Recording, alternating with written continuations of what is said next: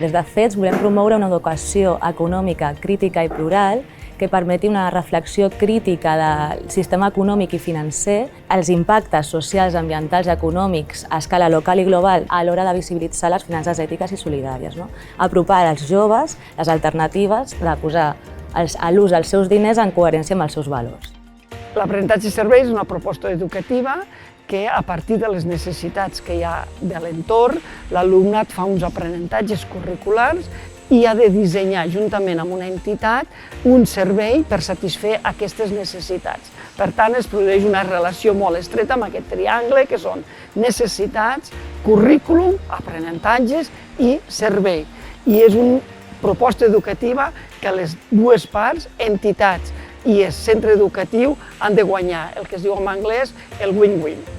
Els programes d'aprenentatge i serveis jo crec que són molt interessants per les dues parts, tant pels joves com per les entitats de finances ètiques. Els joves jo crec que s'emporten una experiència d'aquí molt transgressora amb respecte a el que els hi arriba normalment de què és el món financer. Aquí veuen que és un àmbit, les finances ètiques, que estan per canviar la realitat i per transformar el món, i per tant això és bastant xocant per ells. I nosaltres ens emportem dues coses, és la seva energia, la seva força típica de la joventut, el seu compromís, i per altra banda també els seus coneixements, de joves que estan molt al dia en termes de coneixement i que nosaltres aprofitem per seguir posicionant-nos i seguir treballant amb els nostres programes de finançament.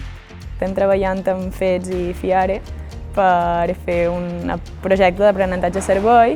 El nostre projecte consisteix en fer una campanya en contra de la proposta plantejada per la Comissió Europea respecte a la inclusió del gas natural i les nuclears a la taxonomia verda. En el moment en què vam elegir les entitats, o havíem d'elegir les entitats, sense dubte la meva preferència era FIARE i FEDS, perquè considerava que eren les que es relacionaven 100% amb allò que voldria treballar en un futur. L'experiència personal amb l'entitat ha estat molt enriquidora. He considerat que és una manera també molt pràctica i eficient de contactar també amb el món laboral. Com a conclusió, ha estat una experiència molt enriquidora, l'estem disfrutant moltíssim i tenim moltes ganes de continuar treballant amb ells.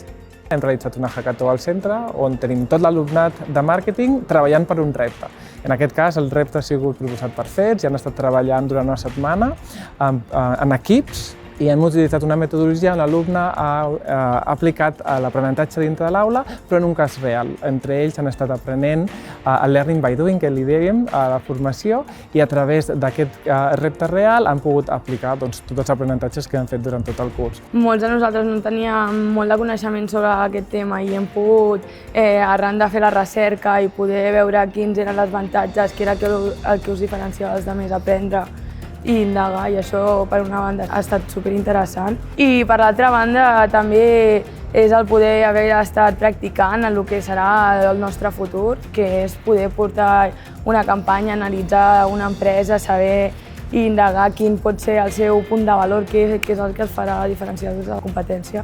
Per tant, per les dues bandes ha estat superinteressant. Home, ha estat molt bé. Marxes a casa i et fas alguna pregunta que potser no t'havies fet mai. Jo no m'havia fet mai una pregunta, la veritat, de si els bancs fan això o fan això. Lo típic que tothom diu, el que parlàvem, el que parla la gent generalment, però tampoc m'havia preguntat en què inverteixen els diners, ni què fan amb aquests fondos, i realment després mires una mica i quasi que és la base de tots els bancs.